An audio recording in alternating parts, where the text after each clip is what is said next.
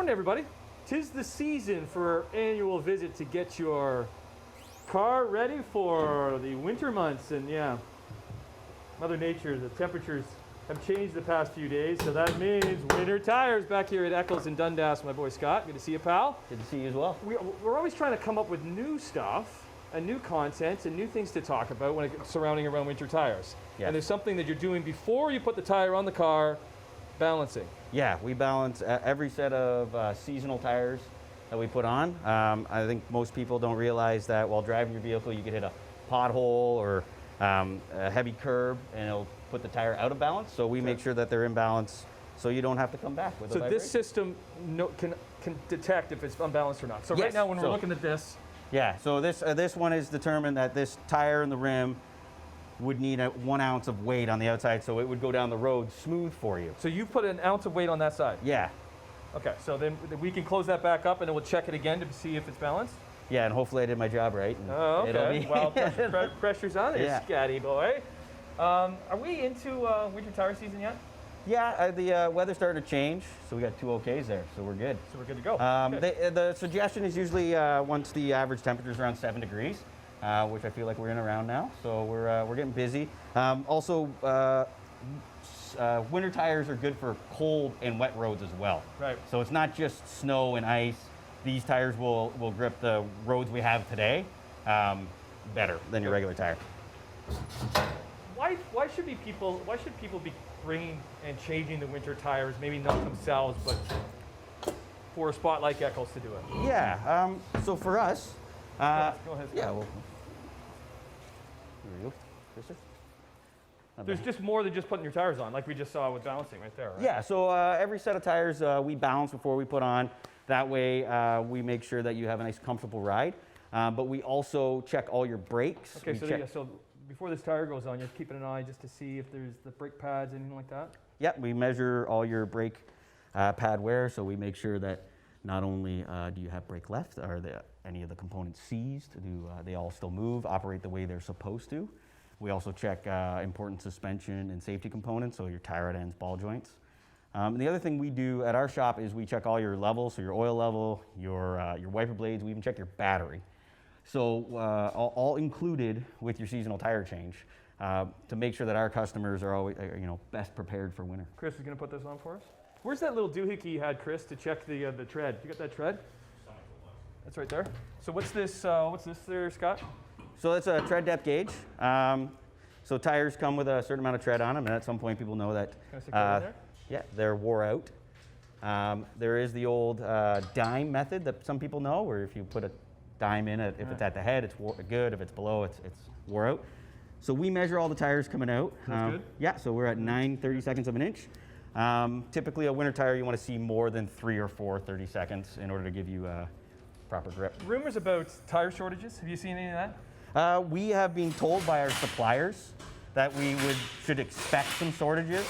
Currently, when we talk to customers and they give us go ahead on something, even if it's going to be in November or December, we order them right away so that we're hopefully avoiding that.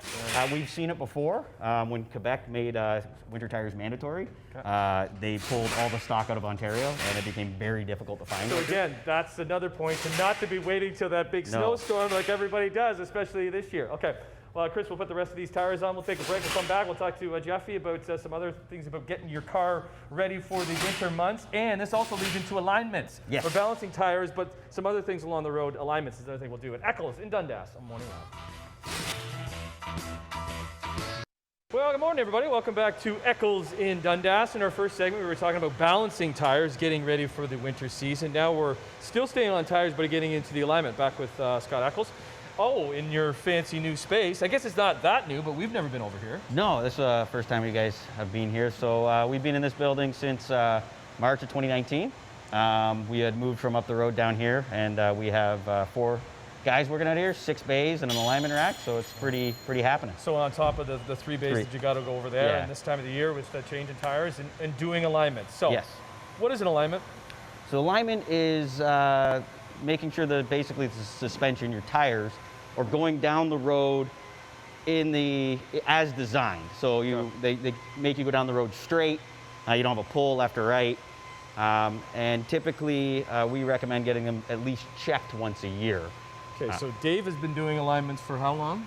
32 years, Right. something like that, yeah. Now this machine that it's on, like we just rolled the car ahead. So what is Yep. that doing by just rolling it ahead like that? So the heads that are on the tires here essentially are being looked at by lasers off the alignment machine, and it is sending information as we roll it as to specific alignment angles. So whether or not the toe is in or out, which is the wheel facing in or out, and it'll tell us in a real quick fashion whether or not you have an alignment issue or not. Yeah, so could you feel that if you're behind the wheel? Like what would be some signs that your alignment might be out? Yeah, If you're driving down the highway. typical alignment issues that a customer would feel while driving would mostly be a pull, where the vehicle, when you let go of the wheel, does it go left, does it go right on its own? Because it should be just staying straight. It should stay right? pretty straight, At yeah. zero. Yeah. Now, I guess highways are kind of sloped a little bit. Yeah, so all roads have a thing called road crown. So the center of the road is higher than the outside. That is to get rid of water.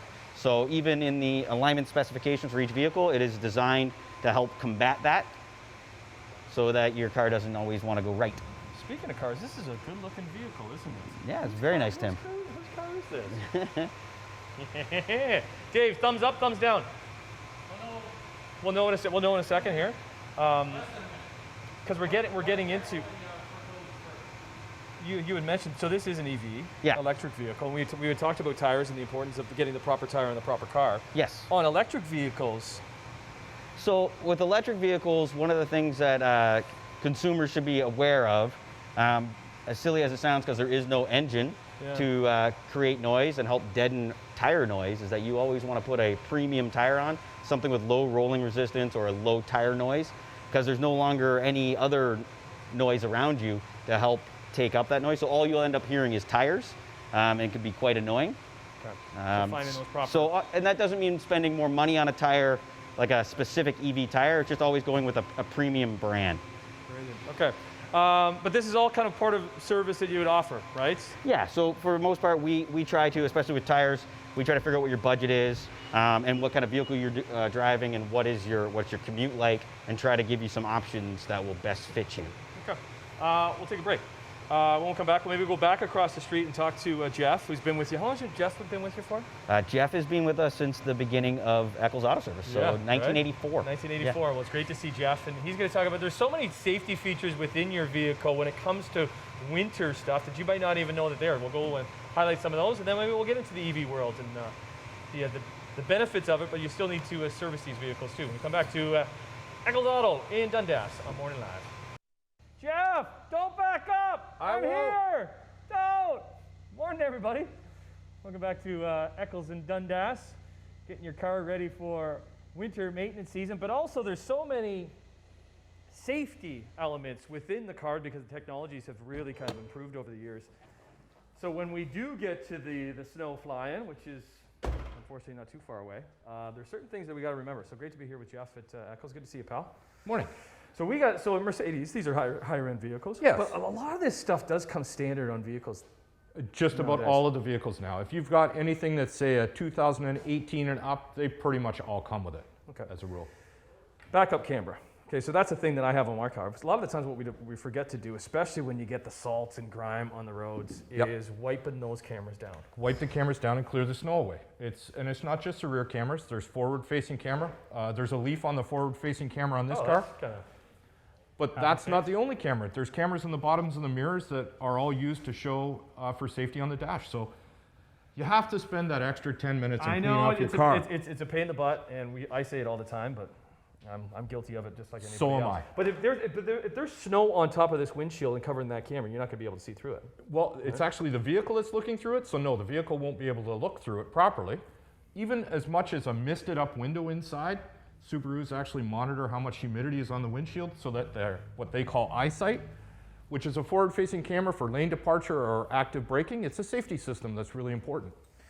Okay, what's this down here, Jeff? What are these Those things? are sonar sensors, and again, they're detecting something there, an object in front of you. If you're backing up, especially, we all have children, or a lot of us have children. You want to make sure that that stuff's out of the way. The bike on the road, the dog next door. So again, just take the time and make sure that all of those safety systems are brushed off of snow. There's one here too. That's a forward-facing camera that shows up on the dash. That's on the dash too. Yep. So all of these things are sensors, right? Yep. So if you get snow, if you get ice all bunged up in this front grille, it's not going to be able to. No, to and I'm not detect that. saying that you need to pull off the side of the 407 and clean them off, but when Right. you leave your house, okay, it's a wise idea to do that. Any other winter maintenance tips that you like to share? One thing that I'd like to share is make sure that you clean the cowl off and get your wipers all free. A lot of vehicles now have automatic wipers. Right. They have rain sensors, and they'll So is come that just on. even just lifting those up and getting under? Well, that's here? winter mode, right? You can Right. put them up like that, so then you can scrape your window off and not have to dig that out. Do you like to do that? You know when people are lifting these up, if there's a storm coming or something like that? Yes, lift I those do. Up? You do? Yes. Okay. Some vehicles you have to follow the owner's manual because they'll be down underneath the dash. Oh, so it's hard. Okay, so you have to figure out how to do it. But But it clean that is all up told. there. But especially if it has automatic wipers, so you're bombing down the road and the wipers decide to come on and you haven't cleaned them out. We've fixed lots of wiper blades that are broken off. Okay. Some good tips from Jeff and the gang here at Eccles. You don't got an electric vehicle too, do you? You don't Me have personally? Yeah. No, but my wife wants one. Okay, and they're becoming more and more popular. I'm a card-carrying member. We'll get into electric vehicles, and you think there isn't any maintenance, but there's still a little bit of daily maintenance that you need to be doing, and we'll get into that. Come back. I'm in love with my car. Well, with gas prices going through the roof, you're seeing more and more people getting a little interested in fully electric vehicles. And the gang here at Eccles, actually, this is their service vehicle. Good to be back with Jeff. Taking a look. What's this? A Chevy Bolt? This is the Bolt. This is the Bolt. The Bolt. Fully Fully electric. Yes. fully electric. Yes. So I've had my Nissan Leaf for, I guess, 2 years now, and I love it. But there is still, you don't have to change the oil. There's no oil to change to speak of. On Right. some of the transmissions, there are still serviceable lubricating fluids that need to be serviced. Do you get intimidated working on these and all? No, you just have to follow the safety procedures, and I've had the training, so. Okay, so what are some of the things that you do need to service on an electric vehicle? Well, on this, for instance, we've got the hood up. It still has a regular 12-volt battery. That battery is needed to start the vehicle. This is separate than the battery itself that's actually running the vehicle. Completely separate. Because where's that battery? It's underneath. Underneath the vehicle. Okay. Yep, underneath. Most times, some of them can be located in the trunk, but typically they want it because it's so heavy, they want it nice and low. Okay, so you still need to be checking this. Still needs the 12-volt battery. It still has a cooling system. So on this particular vehicle, it actually has 3 cooling systems. Okay, so one that gives you heat, one that's cooling the battery, one that's cooling the inverter. If you look, it still has a master cylinder because it's still using brake fluid there. Okay, so where's the master cylinder? The master cylinder's right here. It's right. This is it here. Okay. It still has a lot of maintenance items. It just doesn't have a gas motor. Right. So you don't have to be coming maybe as often for those oil changes, but you still need to be doing that annual. Still need to be doing it. It's got wiper blades, as you can see. It still has brakes and tires. So with the brakes and tires, we also have a front end. So we have suspension. We have wheel bearings. All of that stuff that typically got looked at and serviced with a gasoline engine is still on a hybrid or a fully electric vehicle. Are you seeing more and more of these coming through the shop? Yes, yes. you? They are definitely becoming more popular. More hybrids because it's that transition, because the fully electrics weren't quite available, but they're coming online now. The infrastructure there as far as the charging stations, and there is a bit of commitment to it too, because there is something called range anxiety, and I get that as well, because once you start seeing that range go down, Yep. it's different than going to your local gas station and filling up, because you first off have to find a charging station if you don't have one at home. And then there you is have the to- time difference, Yeah. okay, because you can fill up at a gas station. It usually takes you longer to figure out your credit card than it does to put the fuel in. But with these, it does take time to service the battery. People are like, what do you say if somebody's coming and you're saying they're thinking about getting into electric vehicle compared to a gas-powered vehicle? Basically what I try and say is, what is your commute? What is your average drive? Yeah. I mean, if you're using it as a pickup truck or something like that, that technology isn't quite here yet. It's coming. But it's neat that you use this to shuttle your customers around. The hardest thing as a tech to get used to is when it comes in, it's fully silent, okay? Yeah. It's quiet. It doesn't make any noise. So that's one of the things that we've found. Good. But Got the peanut gallery over there, Bruce. He do okay? He's always got to get on somehow. Good seeing you, Bruce. Hey, great seeing you, pal. You too, Jeff, and the whole gang here at Eccles, because Old Man Winter is coming. Got to get the old ride ready to go. We're gonna rock down to Electric Avenue.